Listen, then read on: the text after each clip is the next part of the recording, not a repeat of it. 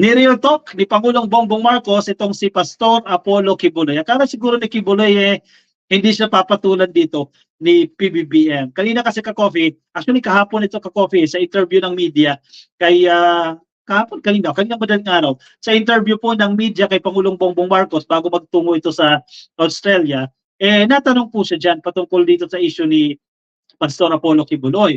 At ang pinupunto dito ni Pangulong Bongbong Marcos, hinihikayat niya itong si Kibuloy na dumalo sa pagdinig ng Kongreso. Kasi ang House of Representatives, di ba, may subpoena rin sa kanila pero March 12 pa magaganap yung hearing. Ang Senado naman, may subpoena rin sa March 5 naman. So hinihikayat ni Pangulong Bongbong Marcos na dumalo itong si Kibuloy, di ba? Kasi binibigyan siya ng opportunity na ipagtanggol ang kanyang sarili. Pero ang argumento kasi ni Kibuloy dito, may banta sa buhay niya kasi may plano daw may mag-assassinate sa kanya.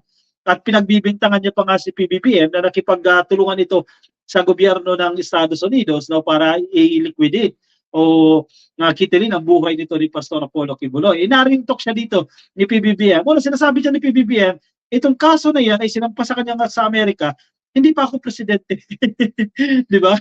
And kung sa tingin niya, hindi siya nabibigyan ng patas sa pagdinig. Ito na nga yun itong hearing na yan na yan, opportunity niya na para ipagtanggol ang kanyang sarili, di ba? Yan, nakatikim ka tuloy dito. Anyway, nasa politico.com, sabi po ni Pangulong Bongbong Marcos, walang may gustong mag-assassinate kay Kibuloy. Ibig sabihin, gawa-gawa lang ni Kibuloy. Mema lang pala itong press release niya na may death threat siya o may planong i-assassinate siya. Mema lang yan. Kasi ang presidente na mismo ang nagsasabi, walang ganyan. Kung sino ang may access sa intel, malamang ang presidente ang may pinaka-access sa lahat ng intel reports. Diba? Presidente yan Marami nag-feed ng information dyan. Once na may mga balitang ganito, makakaalam ang presidente dyan. Dan Kibuloy, diba? Pero si Kibuloy, ewan ko kung sino yung intel niya, kung saan niya nakuha yung information na yan. Posible din kasi na nagsisinungaling lang itong si Kibuloy para hindi siya makadalo dyan sa hearing ng Senado at ng House of Representatives. Ayan, nagsisinungaling pala ito. Invento lang pala. Nobody plans to assassinate Kingdom of Jesus Christ. Founder Apollo Kibuloy, President Marcos Jr. said. In a media interview ngayong araw po ng Miyerkules, Marcos Jr. wondered why anyone would want to kill the self-proclaimed appointed son of God. Grabe ito Totoo nga naman. Di ba?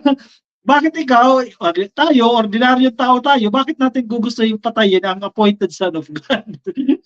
Real talk ito Naku, may napahiya dito Walang may gustong mag-assassinate sa kanya. Bakit siya i-assassinate? Sabi ni Pangulong Bongbong Marcos, why would anyone do that? Maybe he is just very, very, wala na. Hindi ko maintindihan yung sinasabi niya. Bakit siya i-assassinate? According to the President. Medyo nagugulo na si PBBM dito kasi hindi niya ma-imagine. Bakit kaya assassinate? Isa appointed son of God ka, di ba? Tapos i-assassinate ka. Pero hindi ko alam, siguro natatakot siya dahil sa mga pangyayari. Cambio. To defuse the situation, Marcos Jr. encouraged Kibuloy to attend the congressional inquiries on the alleged franchise violations of Suarasug Media Corporation, itong SMNI, and the alleged abuses happening within the Kingdom of Jesus Christ. So dalawa kasi ang ka-coffee, paglilinaw lang, ang kasong dinidinig siya sa House of Representatives ay ito pong allegedly ipaglabag po ng SMNI sa mga provisions na posible po na magkansela ng kanilang prangkisa. Kasi ngayon, nakasuspende lang po yan. Sa House yan. Pero pagdating sa Senado, ito pong mga cases ng child abuse, rape, at mabibigat pang kaso ang inireklamo dyan kay Kibuloy dyan po sa Senado. So dalawa po yung kaso na kinakailangan harapin po ni Kibuloy sa case dito sa Pilipinas. Hiwalay pa yung sa Amerika dahil mabibigat din po yung mga kaso na isinampa sa kanya dyan sa Estados Unidos. So sana, for sure, napakinggan ni Pastor Apollo Kibuloy itong interview na ito ni Pangulong Bongbong Marcos, makinig siya. Presidente na mismo nagsabi, huwag ka lang matakot. Walang magbabanta sa buhay mo, di ba? Sabi pa nga sa article ito bakit pagbabantaan ng appointed son of God, di ba?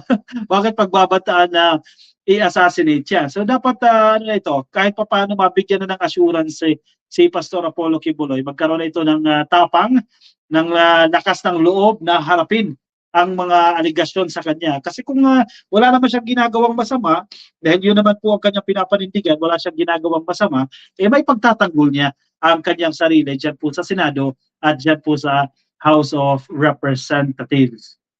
Tama naman ang sinasabi ni PBB. Actually, correct, real talk na lang. Tama, kung pumunta, since unang pinatawag, di tapos na sana. Correct. Kasi wala na, maganda nga ito ka-coffee. Maganda nga ito, ang kaso niya sa Senado lang hindi pa sa totoong korte, di ba? Kasi ang sinasabi ng iba dyan, sa korte magsampa ng kaso. Actually, dapat pa nga silang matuwa dyan kasi hindi pa siya mabibilago unless recite in contempt siya. Di ba? Anay kapag sa korte, ano na yan? Baka pag na-determine ang probable cause, kulong ka na lang. Mas magaan pa nga ito kasi sa Senado lang. Yan nga lang. Medyo mapapahiya ka lang kasi yan yung nature ng Senate inquiry, no? Medyo naka-televise ka, no? Online, napapanood ka. So, isa sa consequence niya, di masira talaga yung reputasyon mo. Pero, ito naman ang cambio dyan. Kung maganda yung justification mo, masisira naman yung mga nag-a-allege sa'yo, di ba? Yung mga nagbibintang sa'yo. Halimbawa, kung negatibo naman o kung wala namang merit itong sinasabi ni Risa Ontiveros, si Risa Ontiveros ang masisira dyan. Di ba? Kung may pagtatanggol mo ang iyong sarili ng mainam, di ba? Pabor sa kanya yan. So, kumbaga, binibigyan siya ng platform dito na makapagsalita, liwanagin ang mga issue at pasinungalingan itong mga bintang sa kanya dahil hindi rin biro itong mga bintang na ito Medyo mabibigat din po itong aligasyon sa kanya dyan po sa Senado. Kaya kinakailangan niyang harapin yan tulad ng sinasabi ni PBBM. Talaga lang hindi niyo po kilala si Digong happy po kayo. Baka depensa na naman kayo sa pasabog niyan. Sabi ni Jonalyn Sebastian. Happy tayo dahil sa sitwasyon ngayon, di ba? Kasi maraming napaso ng mga supporters ni Digong. Pero tulad ng sinasabi ko kanina, hindi dapat maging kampante, di ba? Kasi alam na natin yung traits ni Digong na inconsistent siya. So, ngayon, ito yung statement niya, bukas, posibleng iba na. Di ba? Yan naman ang sinasabi natin kanina, huwag ka maging kampante. Di ba? Pero as of the moment, let's enjoy the moment na it is favoring the government, favoring the administration of PBBM. The Entrep man. Oy, hello boss, ka-coffee. Sarap talaga ng mga purong black coffee lang, walang asukal at creamer. Try mo din, masyado lang paranoid. Yang si disappointed son of Pacquiao. Correct, masarap talaga, puro. Pero may creamer pa tayo, no? Minsan puro, pero mas masarap pa rin sa akin ng may creamer, no? Pero no sugar. Bueno, seryoso, dapat ipatingin sa doktor si FPRRD, baka may dementia na yung matanda, sabi ni Mike Debaisa. Feeling ko kinoconsider din nila yan ka-coffee. Kinoconsider nila yan kasi ilang taon na rin si Digong 78 na rin ito ka-coffee. No? Actually, malapit na ito tumanggap ng 10,000. No? Pero posible isang factor yan kasi sobrang inconsistent Di ba? May mga recorded video naman makikita natin, mapapakinggan natin sa mga recorded videos kung ano yung mga sinasabi niya and then darating yung punto na i-deny niya itong kanya mga aligasyon. So, for sure, kinoconsider na rin yung pamilya ni Digong, no? Excuse me, sinisipon tayo DDS puro wanted daw, sabi ni si Digong. Ay, andito si Andre. Sige, basahin natin yung comment ni Andre. Mabuti pa si Digong kahit walang ayuda, dinudumog ng tao. Ang iba dyan, pinuntahan lang dahil sa ayuda. Kung walang ayuda, sigurado walang tao na pupunta. Hindi ako agree dyan. Andre Valiena. Napakaraming event. Even yung mga political rallies ni Pangulong Bongbong Marcos before, walang ayuda. Hindi pumupunta ang tao kahit walang ayuda. Siguro, yung isang factor din, gusto makita ng personal si PBBM at yung mga performers na nagpe-perform dyan. Pero it is not always about yung ayuda, di ba? Jed Tadeha, ang purpose ng prayer rally na yan ay para tantyahin ang dami ng taong mapapaniwala nila kung kaya utuin para magsagawa ng people power. Sablay siya. Kaya nagbago ang isip, sabi ni Jed Tadeha. Posible ka-coffee, no?